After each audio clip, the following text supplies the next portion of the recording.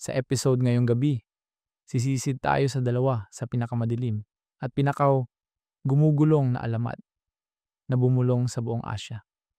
Mga kwentong binubura ang linya sa pagitan ng pamahiin at realidad, pagitan ng folklore at takot. Ang una ay dadalhin tayo ng malalim sa Thailand, kung saan ang mga ritual ng itim na mahika ay nanatiling nakatago sa mga anino sa loob ng maraming siglo, itinago sa mga templo, sementeryo at sa mga kamay ng mga taong sapat ang desperasyon para bayaran ang kapalit. Hindi ito kwento tungkol sa isang multong basta gumagala sa gabi o isang bahay multo kung saan umuugong ang mga yabag sa bakanting mga silid. Hindi, mas nakagigimbal ito. Isang bagay na kusang itinatabi ng mga tao sa kanilang katawan. Isang sangkap na kinuha sa patay, isinilid sa bote, at dinadala na parang sandata o agimat. Tinawag nila itong namanfray. Para sa ilan, ito'y susi sa kapangyarihan, pag-ibig at swerte. Para sa iba, isa itong sinumpang langis na humihingi ng dugo at katapatan. Sinasabing kaya nitong mapaamo ang pinakamatigas na mangingibig, mapasuwerte ang pinakamalatsimpay na sugarol, o mapasuko ang pinakamalakas na kaaway sa bigat na hindi nakikita. Ngunit sa likod ng bawat bulong ng tagumpay at pagnanasa, may babalang walang pwedeng baliwalain. Dahil ang langis ay kailanman hindi tunay na iyo. Pag-aari ito ng patay. At ang patay ay laging bumabalik para maningil. Nagsisimula ang kwento sa isang lalaking nagngangalang Arun, tahimik na mangangalakal ng antigong bagay mula Bangkok, na madalas maglakbay sa malalayong baryo para maghanap ng bihirang agimat at nakalimutang relikya. Sa karamihan, isa lang siyang kolektor na tumatawad para sa lumang mga anting-anting at budistong talisman. Pero may sikreto si Arun. Sa loob ng maraming taon, nabighani siya sa ipinagbabawal na bahagi ng pamahiing Thai, ang mga bagay ng itim, na mahika na binubulong sa pamilihan, ngunit hindi kailanman inilalantad. Mga bagay tulad ng pinungos na ulo, mga butong inukita ng orasyon, at mga boteng langis na sinasabing may esensya ng patay.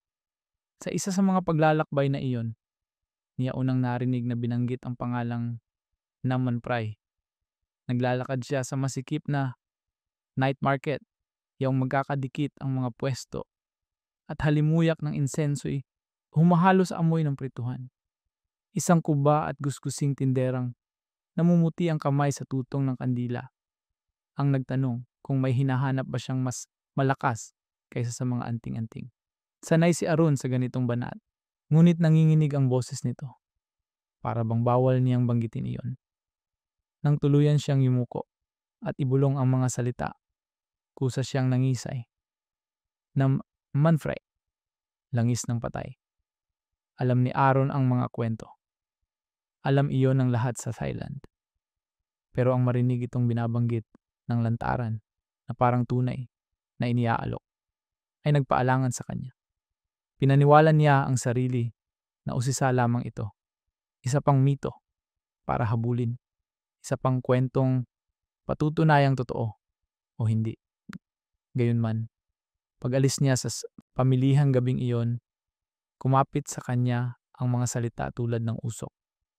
Makalipas ang isang linggo, tinahak niya ang landas patungo sa isang baryo, sa rehiyong isaan.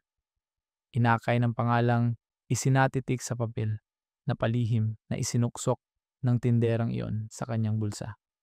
Mahaba ang biyahe sa bus, makapal ang alikabok sa bintana. At habang palayo siya ng palayo, ang ingay ng lungsod ay napalitan ng katahimikan. Pagsapit niyang bumaba sa lupang daan, halos lumubog na ang araw at humahaba ang mga anino sa mga palayan. Maliit ang baryo, tila nakalimutan na. Mga kahoy na bahay, nayuyuko sa bigat ng panahon. Yero sa bubong na kumakalansing sa bawat ihip ng hangin. Tinitigan siya ng mga bata mula sa pintuan. Nanlalaki ang mata, ngunit alisto. Nawari bang nasanay na sa katulad niya? Hindi dumarating dito ang estranghero kung walang hinahanap. At ang hinahanap ni Aaron ay hindi dapat matagpuan. Dinala siya sa isang munting bahay sa gilid ng baryo. Ang mga dingding nito'y nangingitim sa usok ng kandila sa loob ng mga taon.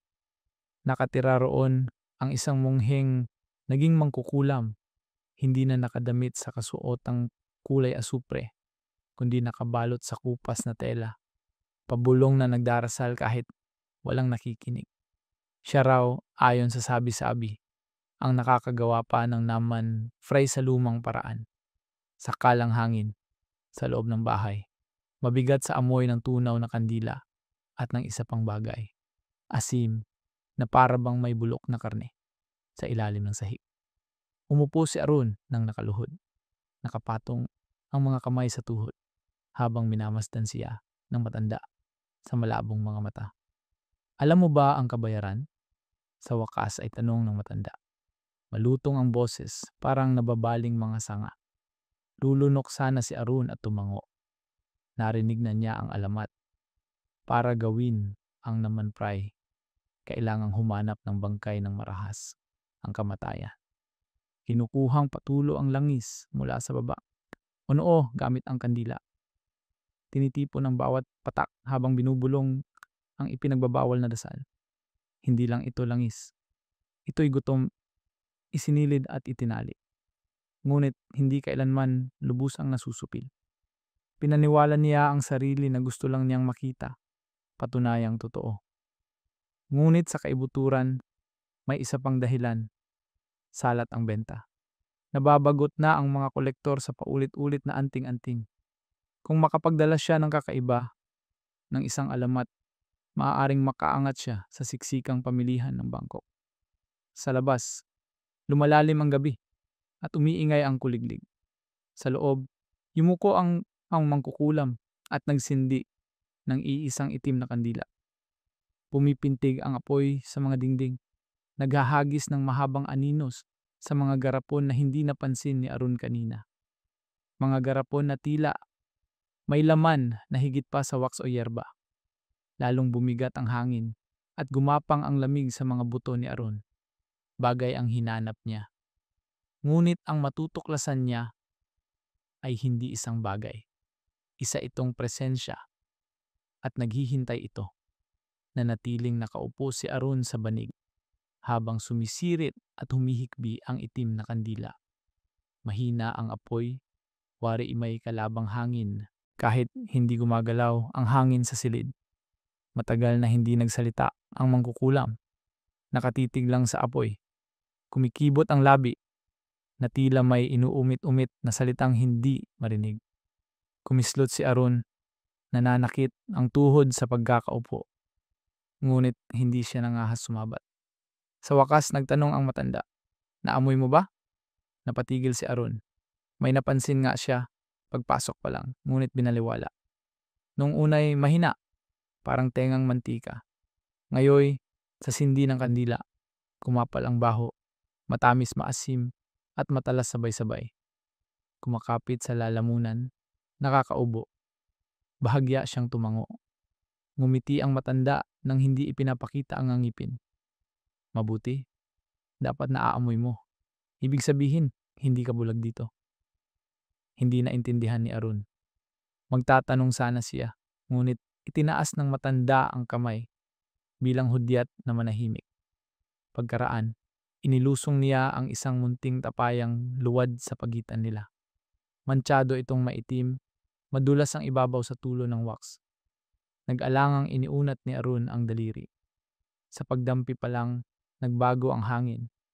Tumigil ang mga kuliglig sa labas. Hininga na lang niya ang maririnig. Sumingkit ang mata ng mangkukulam. Ayaw nito sa mga bagong mukha. Agad binawi ni Aaron ang kamay. Bumibilis ang tibok ng puso. Hindi katimbang sa liit ng bagay. Nakatungtong ang banga sa pagitan nila. Payak ang anyo. Ngunit mabigat ang presensya. Para bang higit sa luwad ang bigat. Pinilit niyang kumalma. Nagpapaalala sa sariling nakahawak. na siya sa kung ano-anong artepakto noon. Ngunit ngayon lang siya nakaramdam na may tumutugon pabalik. Yumuko ang matanda, bumulong. Iyan ay sa isang sugarol na dati, desperado. Isang taon niya itong pinakain, manok, insenso, pati patak ng sariling dugo. At sandaling panahon, ibinigay nito ang gusto niya. Ngunit isang gabi, nakalimutan niya. Naiwan ng garapon. Kinaumagahan, wala na ang laman ng bahay. Asawa, mga anak, lahat. Ang garapon lang ang natira, nakaupo sa higaan. Tinangka ni Aron na matawa, ngunit manipis at basag ang lumabas. Hindi natawa ang matanda. Sa halip, itinulak niyang muli ang banga. Hawakan mo. Umiling si Aron. Wala siyang dahilan para hawakan. Gusto lang niyang makita, patotohanan ang alamat. Ngunit bago pa siya makaiwas, pumutok ang apoy ng itim na kandila, nagbuga ng usok, at gumalaw ang banga. Kaunti lang, isang gasgas sa banig, ngunit nakita niya. Sigurado siya. Napaatras siya. Pinigilan ang panginginig ng kamay. Sa pagdiin sa hita, sinundan ng ulap ng mga mata ng matanda ang banga na may tila pagsang-ayon. Kita mo, bulong nito. Gising siya ngayong gabi. Pinilit ni Aron na kumbinsihin ang sarili, naguni-guni lang. Marahil hindi pantay ang sahig. Marahil nerbiyos lang. Ngunit sa muling sulyap, may bagay siyang nakapigil ng hininga. Manipis na mamantikang pahid ang gumagapang mula sa takip. Hindi likido ng tuluyan, ngunit kumikintab sa pailaw ng kandila. Dumudulas sa luwad na wari may sariling kalooban. Kumukulot na parang daliring nag-uunat. Instinktong tumayo si Aron at lumayo, pero ikinadena siya ng kuryosidad. Gusto niyang magtanong kung ano ang laman, ngunit parang alam na niya. Kinuha ng matanda ang maliit na patalim mula sa tiklop ng damit. Dahan-dahang tinusok ang sarili at pinatakan ng isang patak ng dugo ang banga. Agad ang tugon. Umurong ang mamantikang lamad. Sinipsip ang dugo. Yumuko ang apoy na parang hinihigop bago muling tumindig. Tuyo ang bibig ni Aron. Gusto niyang paniwalaang daya lang iyon. Ngunit hindi maipapaliwanag ng daya kadang ang pagsakal ng katahimikan, ang pagkawala ng kuliglig sa gabi.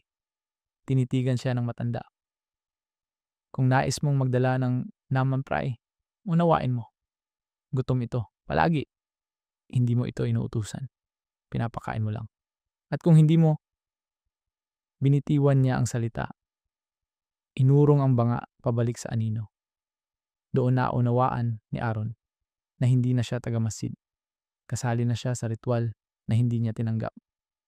Ang unang suliranin ay hindi na kung totoo ang naman pray, kundi kung huli na ba, para umurong. Halos walang tulog si Aron ng gabing iyon. Isang banig sa sulok ang ibinigay, habang patuloy na nagbabaga ang kandila sa tabi ng mga garapon.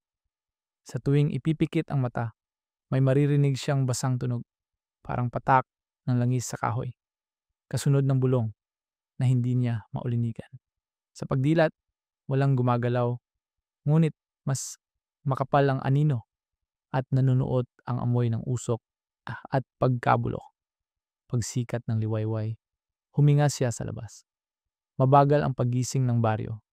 Usok ng gatong, tilaok ng manok sa tabingit bubong. Ngunit nakakatindig ang mga tingin. Tumitigil ang mga lalaking may timba sa balikat sa tuwing madaanan siya. Ang mga babae, agad na iniiwan ang mga bata sa loob at sinusulyapan ang agimat sa kanyang liig bago umiwas.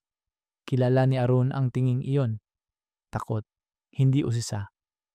Hindi sila natatakot sa kanya, kundi sa lugar na tinulugan niya. Lumapit ang isang matandang babae, kakuba, ngunit matalim ang mata.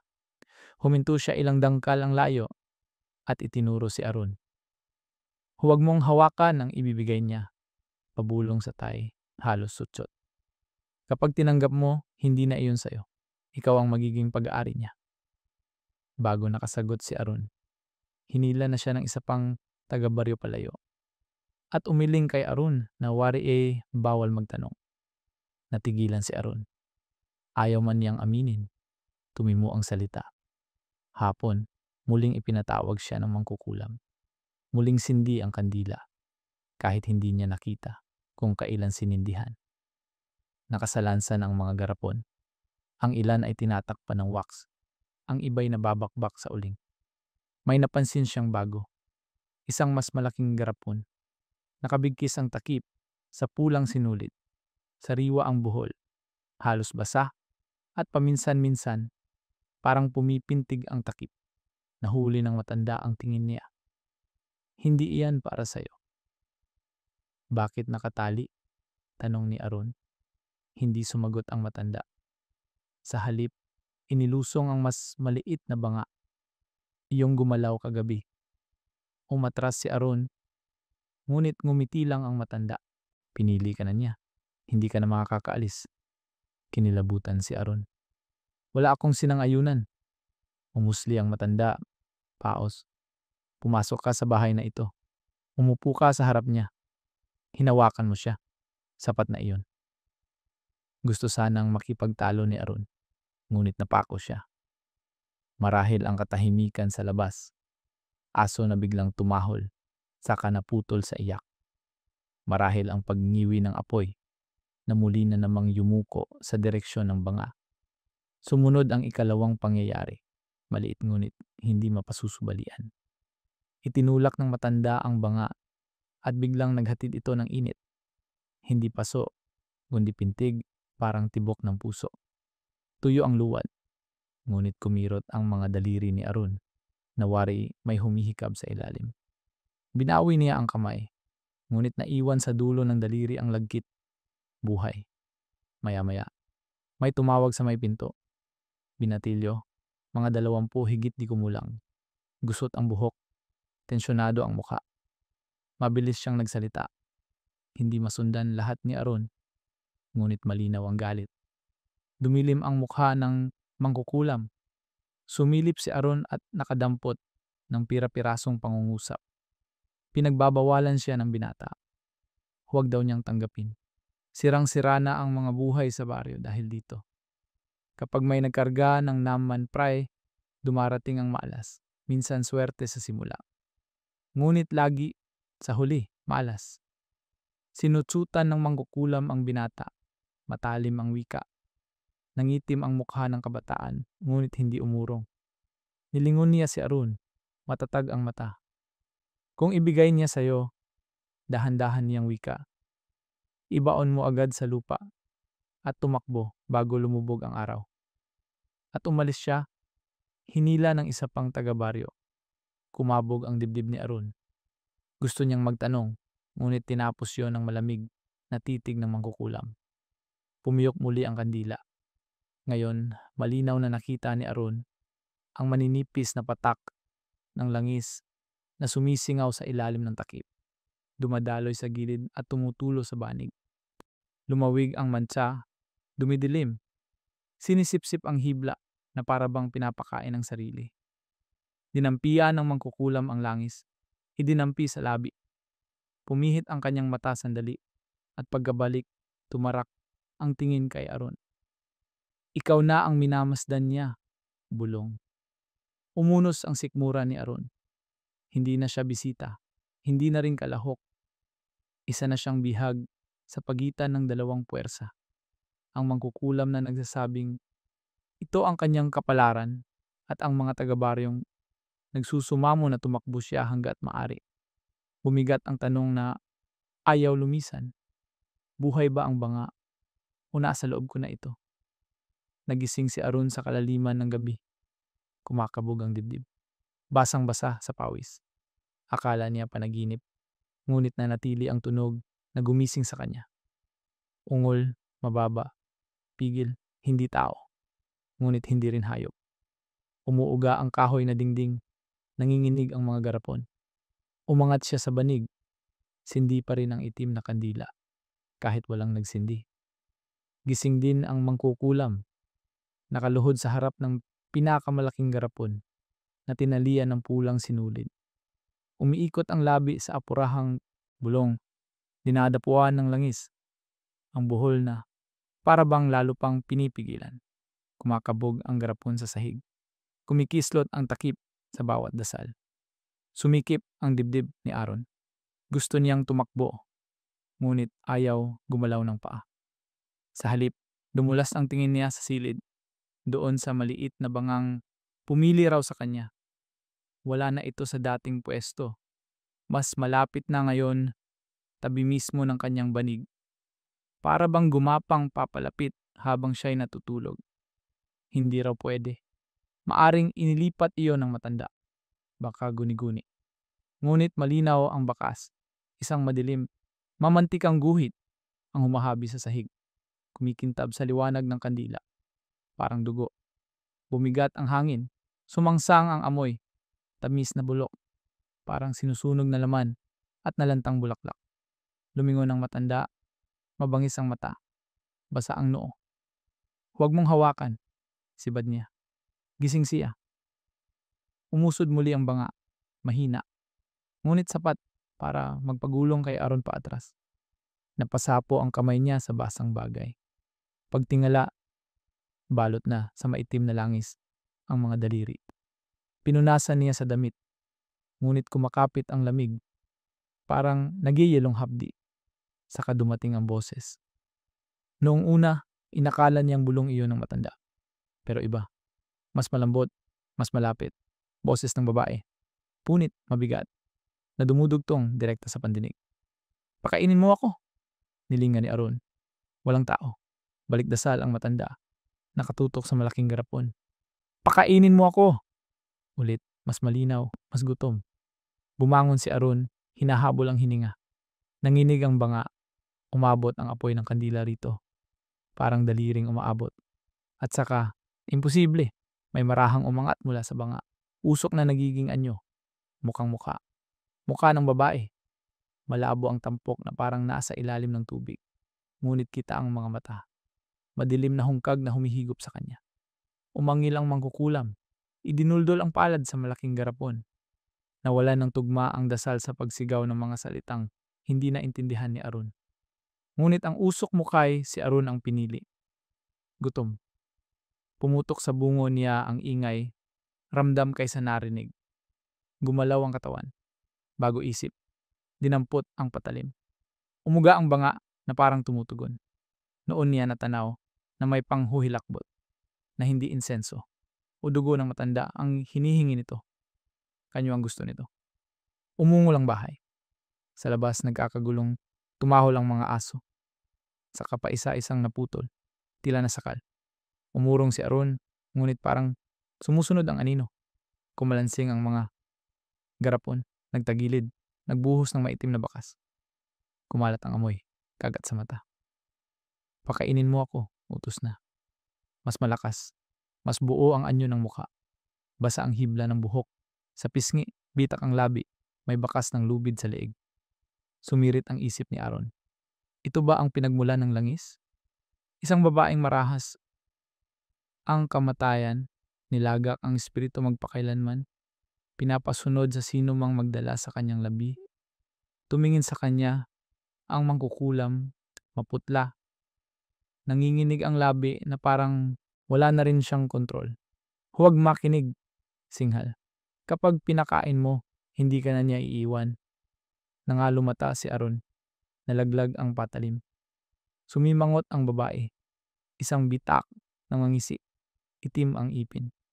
Biglang umalog ang malaking garapon. Pumitik ang pulang pisi. Napasigaw ang mangkukulam. Sumubsob dito. Katawan niyang tumitigil sa pag-alimbukay. Sumagot ang banga ni Aaron. Mas matinding pintig. Tumutulong ang langis na parang ugat sa sahig.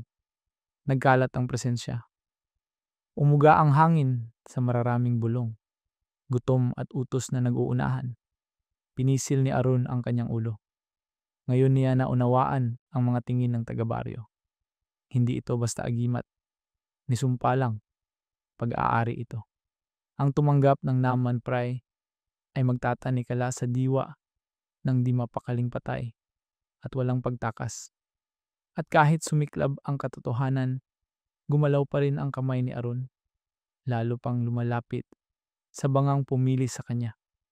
Sumigaw ang mangkukulam, biglang nasapo ang pulsong aabot sa banga. Huwag, hingal. Huwag mong sagutin. Humasik ang boses sa loob ng ulo ni Aron. Sinungaling siya. Pakainin mo ako. Kumislap ang malinaw na sandali. Napansin niya ang hugis ng langis sa sahig. Hindi basta lagkit, kundi mga tanda, mga guhit, parang mga yantra. Na minsan na niyang nakita, nakaukit sa butong orasyon na nagbibigkis ng espiritu sa buhay. Hindi ba siya nakulong? Hingal ni Aron. Hindi, sagot ng matanda. Nabigkes. Alam mo ba kung paano ginagawa ang Namman Pray? Akala mo langis lang? Higit pa. Kaluluwa ito ng babaeng marahasang kamatayan. Bata sa sinapupunan. Ang sakit at gutom nila'y sinunog sa langis. Bawat patak, isang bibig na kailanman hindi titigil sa panginghingi. Naligalig ang sikmura ni Aron. Narinig niya na ang sabi-sabi. Pero masakit ang pagkakatuwid ngayon. Tinitigan niya ang mukhang lumulutang. Nakapako ang butas na mata sa kanya.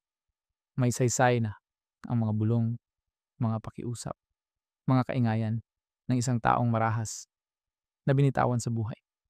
Humina ang boses ng matanda. Apurahan. Lahat ng may-ari, akala nila kaya nilang kontrolin. Akala nila kung pakakainin, dugo, insenso, paglilingkuran sila.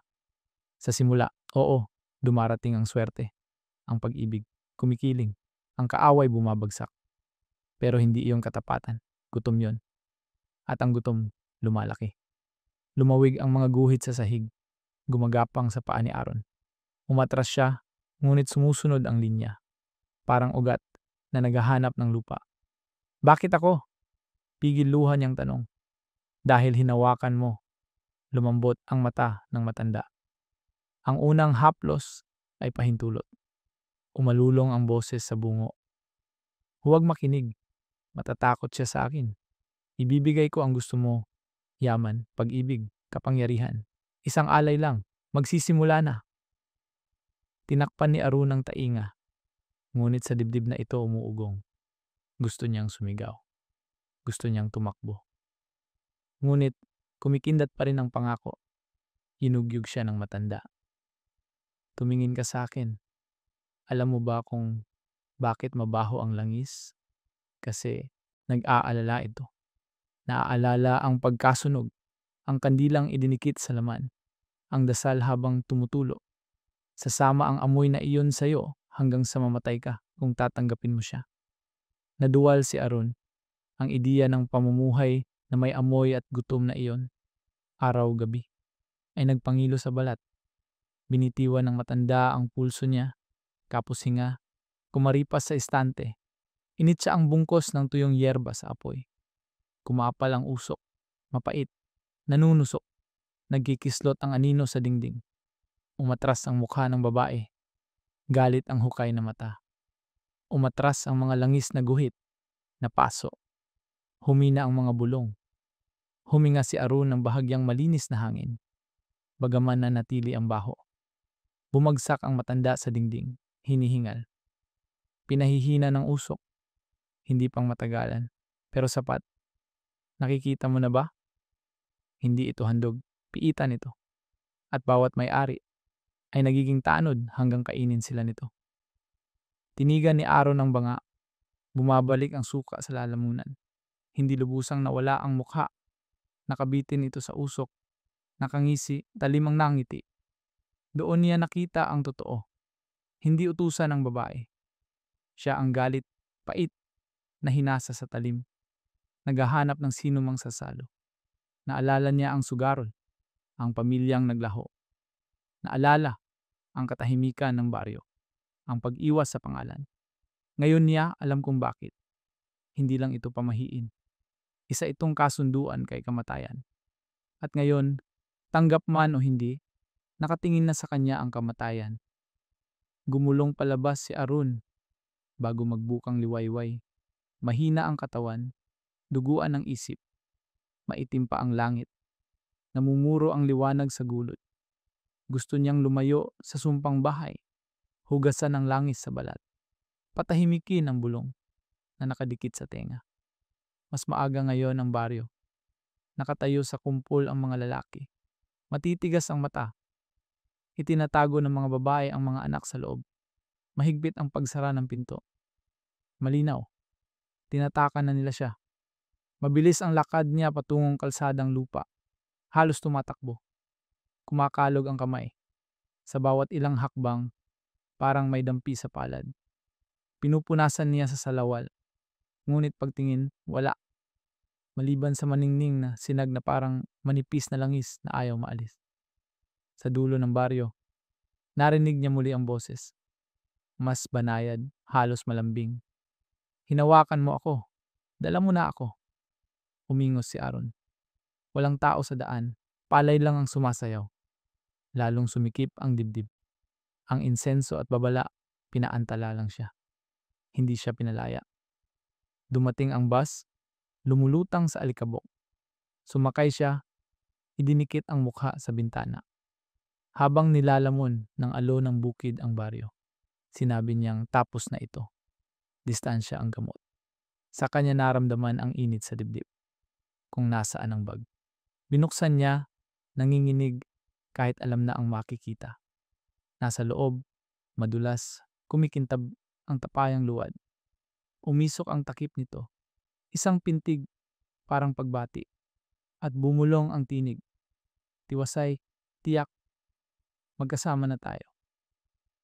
Nag-iiwan ng kwento ng Naman Pray ng nakapangingilabot na katotohanan. Minsan, ang pinaka-nakakatakot na espiritu ay hindi isinisilang, ginagawa. At sa Thailand, hindi nagtatapos sa langis ng patay ang paniniwalang iyon. Umaabot ito sa mas kakaiba. Isang bagay na sinadya mismong hubugin ng kamay ng tao. Kung ang Naman Pray ay likidong gutom na nasa banga, ang Hunpayon ay gutom na inukit sa anyo. Isang ginawang multo na binigyan ng katawan, sa kahoy, metal o yantok. Ang una, nangangakong swerte at kapangyarihan kung pakakainin. Ang ikalawa, proteksyon o paghihiganti. Depende sa pagtrato. Pareho nilang binubura ang linya sa pagitan ng debosyon at kapahamakan. At kung ang langis ng patay ay bumubulong, ang rebulto, mas masahol, naglalakad. Nagsisimula ang ikalawang kwento sa lalaking si Kiet. Mangguguring mula Ayutthaya, nabantog ang kamay sa ukit. Trabaho niya ang paggawa ng muebles, mesa, upuan, maliliit na dambana para sa templo. Matatag ang kamay, tuso ang mata sa detalye. Ngunit kahit iginagalang ang galing niya, hindi siya kontento. Humihina ang benta. Kakaunti ang customer. Sa lilim ng mas malalaking paggawaan, nakakalimutan ang pangalan niya. Lalong lumala ang suliranin ng sunod-sunod na nakawan sa kanilang purok.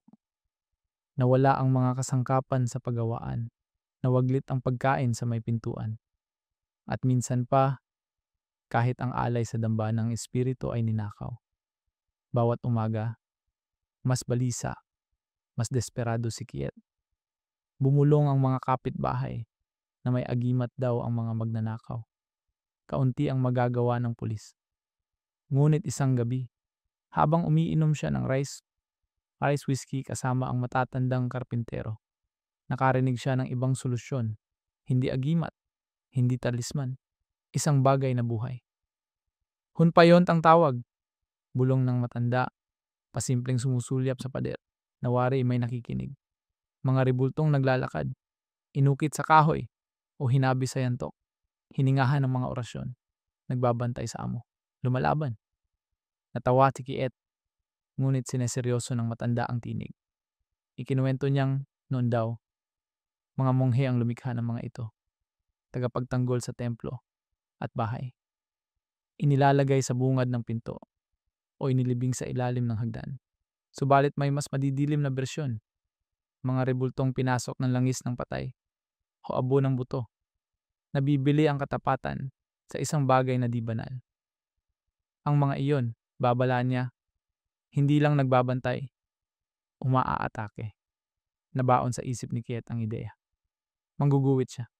Kung may makakagawa ng effigy, siya iyon. At ano pa ba ang mawawala? Wala na. Halos siyang kasangkapan. Paubos ang pera, pati respeto ng kapitbahay sumasama. Kaya isang gabi, sa ilalim ng ilaw ng lampara, nagsimulang umukit si Kiet. Pinili niya ang block ng sampalok. Madilim, mabigat, maayos ang ugat. Hinubog niya sa anyo ng maliit na tao. Hindi mas mahaba sa bisig. Nakakrus ang braso. Mahigpit ang bibig. Dumali ang trabaho. Parang may umaakay sa kamay. Nang matapos ang figura, may mabigat na presensya sa silid. Ngunit simula pa lang ang ukit. Naalala niya ang mga wika, ang mga witsa, ang mga yantra. Naghanap siya ng piraso ng manuskrito. Gumuhit ng lumang diagramang nakita sa templo. Isinulat niya sa dibdib at likod ang mga paluot na titig na wari gumagalaw sa ilaw. At dumating ang huling hakbang, ang salita ng hininga. Yumuko siya, bumulong ng mga orasyon, at hiningahan ang bibig na kahoy. Pumikit ang lampara. Kumilos ang hangin. At sa isang tibok ng puso, sumiklab ang kinang sa mata ng effigy.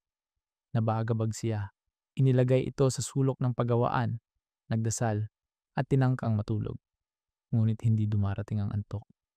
May marahang lagitik sa kahoy, parang may magaang na hakbang. Ilang ulit siyang bumangon. Sinarado ang pinto, bintana, tiningnan ang figura. Nandoon pa rin. Gayunman, habang tumatagal ang gabi, hindi mawaglit ang damdaming may kasama na siya. Pagsikat, tuluyang bumigay ang katawan. Ngunit bago sumara ang mata, tiyak niyang narinig ang tatlong katok. Mabagal sinadya. Kasunod ang papalayong yapak na maliit. Ilang araw na payapa ang sumunod. Sa unang beses sa mga linggo, walang nawalang kasangkapan. Walang pagkain ang naglaho. Sinabi niyang nagkataon niyon. Marahil lumipat na ang magnanakaw. Gayunman, gabi-gabi, nag-iiwan siya ng maliit na kupita ng whisky at isang piraso ng insenso sa harap ng Hun Payon. Ayon sa payo ng matanda. Kalahating ritual, kalahating biro. Heto, bantayan mo ako. Ngunit sa ikatlong gabi, nabasag ang katahimikan. Nagising si Ket sa katok, kahoy sa kahoy. Hindi malakas, hindi mabalisa. Tatlo, pantay. Napatigil siya sa higaan. Nakabibinging nakikinig. Muli, tatlo. Nangahas siyang sindihan ang lampara.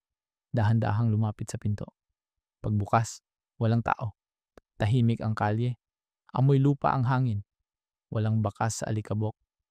Walang gumagalaw sa anino. Pagbalik niya sa loob, may bumunot ng hininga. Nawala ang Hun Payon sa pwesto. Dati itong nasa sulok, nakaharap sa dingding. Ngayon ay nakatayo sa tabi ng hambi, parang naghihintay. Napagbuksan ng pinto, nanuyo ang lalamunan ni Kiet. Gusto niyang paniwalaang inilipat niya. Ngunit ang pagkiling ng ulo, ang tikwas ng muka, may sinasadyang pahiwatig. Hindi siya nakatulog. Pinagmamasdan niya ito hanggang sumilip ang araw. Kinabukasan, kumalat ang balita. Isang kabataang magnanakaw ang natagpo ang sugatan sa may ilog, bali ang braso. Puno ng galos na hindi gawa ng hayop. Nang tanungin, iisa ang nasabi, bago matahimik. May maliit na lalaking sumunod sa akin. Nakinig si Kiet, kinilabutan. Pag uwi niya, bakante ang kupita ng whisky. Hindi natapon, hindi naglaho, parang may uminom. Kinagabihan, bumalik ang katok. Tatlo, pahinga. Tatlo. Nanigas si Kiet sa higaan, hawak ang kumot. Umaalingaw-ngaw ang tunog sa biga at haligi. Kahit hindi niya binuksan ang pinto, may marahang yapak na umuurong, parang maliliit na paa. Umagay na mutla siya.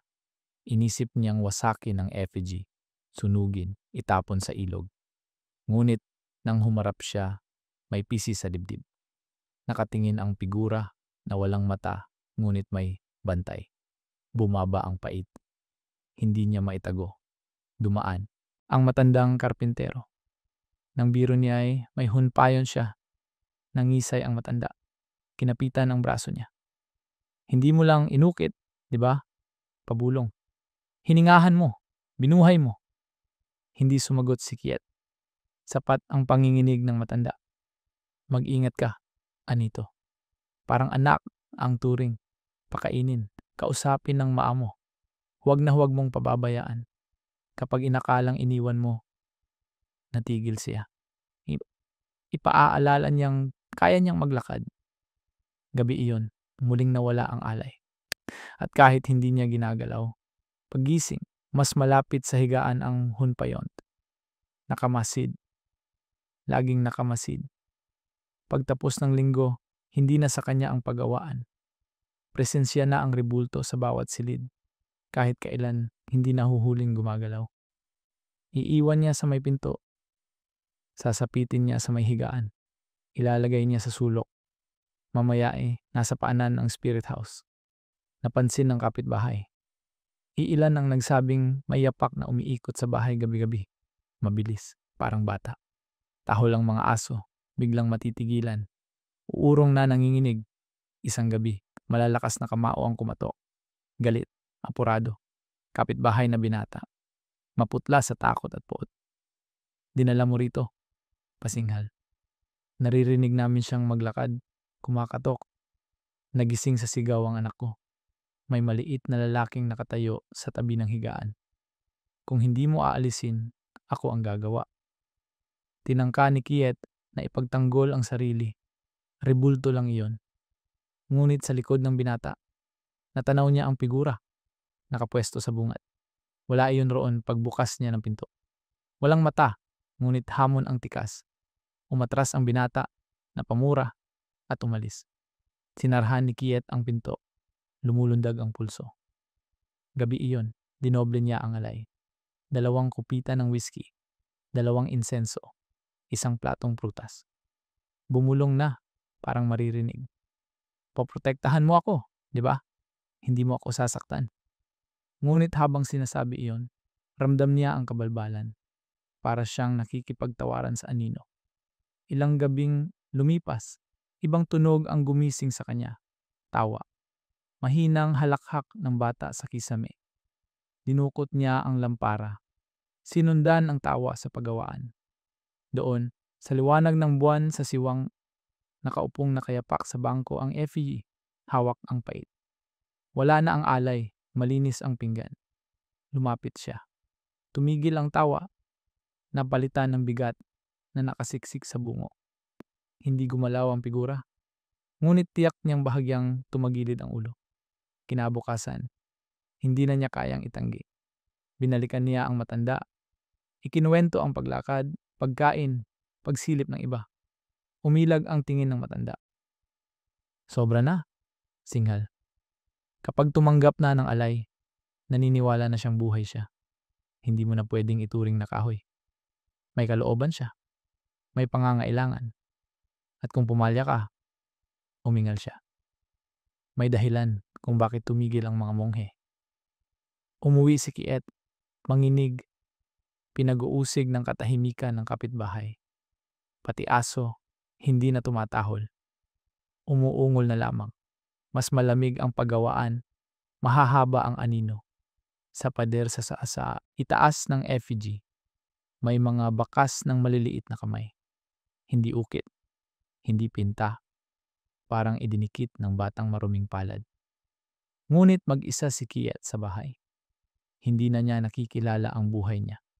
Nagdidikit ang araw sa gabi at ang gabi sa mahabang katahimikan na minsan ay pinupunit ng katok, yapak at halakhak. Hindi na kahoy ang effigy. Kung anuman ito, lumalakas sa bawat alay.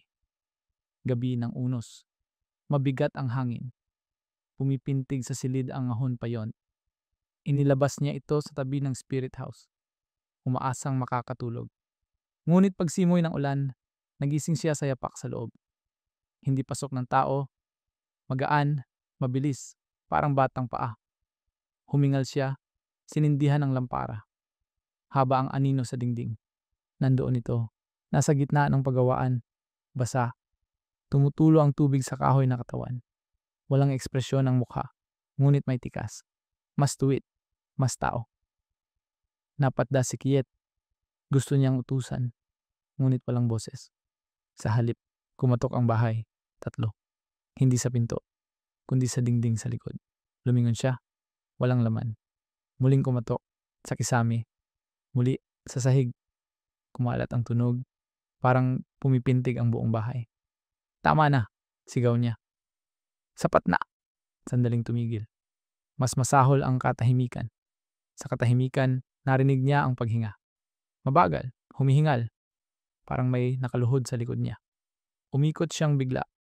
Walang tao. Maliban sa figura sa gitna. Kumikislap sa ulan. Kumindat ang lampara. Sa kisap, tumagilid ang ulo ng effigy. Nag-angat ang bibig sa munting nangisi. Pagtibay ng apoy, muli itong kahoy. Ngunit nanlamig ang dugo ni Kiyet. Alam niyang nakita niya iyon. Nag-urong siya, tanga ng lampara. Sumilong sa spirit house. Bumulong ng dasal na matagal na niyang kinalimutan. Bumuhos ang ulan. Nilusaw ang putik. Paglingon, natigilan siya. May mga yapak sa putik, maliliid, nakapaa.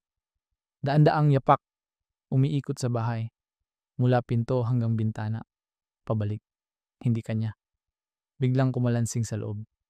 Bumagsak ang mga pait. Nagsabog ang kagamitan. Parang may kamay na naghahagis. Nagmamadali siyang pumasok. Dahas ang tanaw. Hindi na mag-isa ang effigy. May nakadikit na mga anino sa dingding. Payat, parang bata. Mahahaba ang braso. Pasumpong-sumpong ang galaw. Sumisilip, nawawala, bumabalik. 3, 4, hanggang di mabilang. Umiikot, bumubulong ng salitang hindi maunawaan. Sa gitna, tumindig ang hon payon.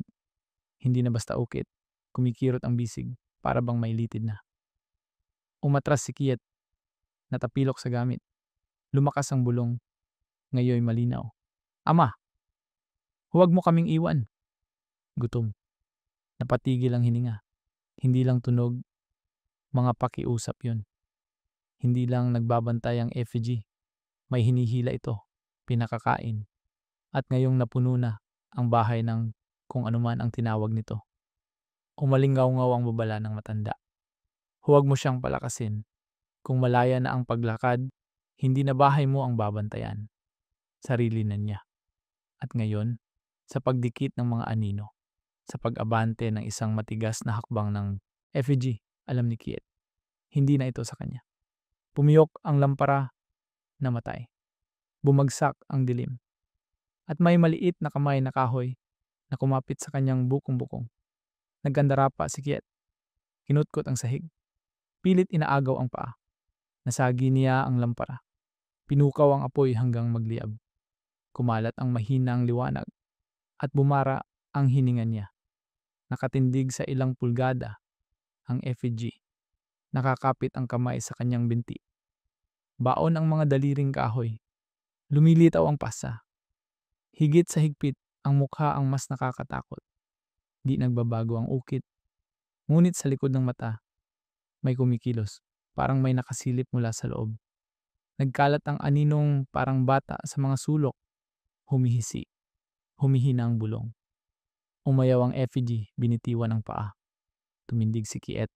Tangan ng lampara na tila sandata.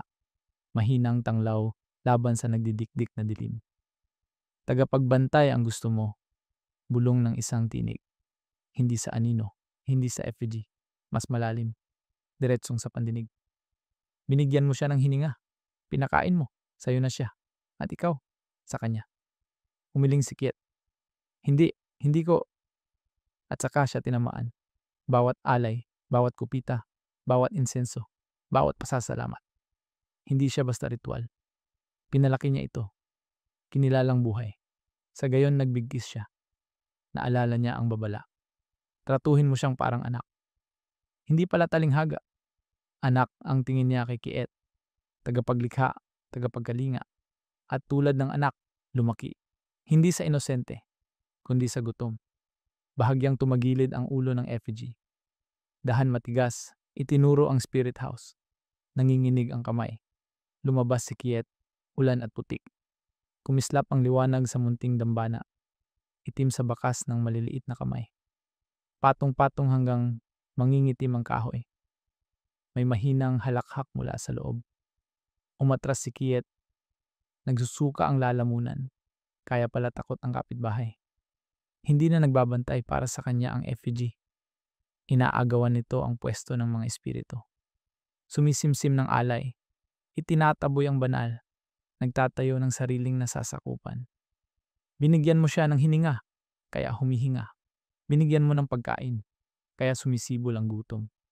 Binigyan mo ng paglingap, kaya humihingi pa. Bulong ng tinig. Nanlambot ang tuhod. Naalala niya ang binatang sugatan sa ilog. May maliit na lalaking sumunod sa akin. Naalala niya ang batang umiiyak sa gabi. Akala niya'y ipinagtatanggol siya. Pinarurusahan ang magnanakaw sa ngalan niya. Pero marahil, para sa sarili nito ang kilos. Palawak ng saklaw, impluensya, at gana. Bumalik ang sumpa ng matanda. Kung malaya ang paglakad, hindi lang bahay mo ang babantayan. Sarili na niya. Humalik siya sa pinto. Naroon ang effigy. Tumatagas ang tubig sa kahoy. Nakalaylay ang braso. Ngunit ang ulo, tila naghihintay. Umaasa. At naramdaman ni Kiet ang pinakanakakatakot. Hindi pa ito nag-aaklas. Hindi pa. Iniisip pa rin nitong amo, ama, si Kiet. Ngunit dalawang talim ang tali. Siya ang tagapag-alaga, tagapagpakain, tagatanod. Kapag pumalya, siya, kapag inakalang iniwan, saka ito tatalima sa sariling gutom. Sumidhi ang mga bulong, boses ng mga bata, habing-habing sa ulan. Huwag mo kaming iwan, huwag mo kaming iwan. Natisod si Kiet sa putik, kumakalog ang lampara. Gusto niyang durugin, sunugin, basagi. Ngunit may mas malupit na tanong. Paano kung sa pagdurog, pakakawalan lang niya kung ano ang nasa loob? Nakatayo ang Hunpayont, matiisin. Tila alam na ang sagot na hindi niya masabi. Hindi niya alam kung gaano siya katagal na nakatayo sa ulan. Kumikislot ang kulog. Nanginginig ang lupa. At naroon pa rin ang effigy, bantay sa hamba. Sa wakas, tumakbo si Kiet. Hindi na kinuha ang gamit. Hindi na ikinandado ang pinto. Dumaan sa hanay ng bahay. Sinusundan ng bulong ng mga bata. Huwag mo kaming iwan. Pagsapit sa gilid ng baryo, kumalma ang ulan. Huminto siya, hinihingal, siguradong paglingon niya, makikita ang effigy. Ngunit walang tao sa daan, bukid lang. Unti-unting gumaan ang dibdib, hanggang maramdaman niyang mabigat ang bag. Nanginig ang kamay sa pagbukas. Doon, nakasiksik sa pagitan ng damit. Ang Hunpayont, nakatingin pataas, tumutubig pa ang kahoy. Nalaglag ang bag, kumaripas pabalik si Kiet. Ngunit bago pa siya tumakbo, kumapal ang mga boses mula sa lahat ng dago. Dosen-dosen ng tinig. Daan-daan. Ama, huwag mo kaming pabayaan. Kasabay ka namin. Gumalaw ang effigy sa bag. Umunat ang mga galamay. Hindi na kahoy lang ang tali. Napigtal ang sigaw ni Kiet sa dilim. Tinakpan ng alon ng palayan. At nang bumalik ang katahimikan, natira lamang ang katok ng maliliit na kamay sa lupa. Pantay, sinasadya, papalapit. Sana'y nagustuhan ninyo ang mga kwento. Kung nagustuhan ninyo at gusto pang makinig ng iba, mag-subscribe at buksan ang mga notifikasyon. Halos araw-araw akong nag-u-upload. Naway maging maayos ang lahat para sa inyo.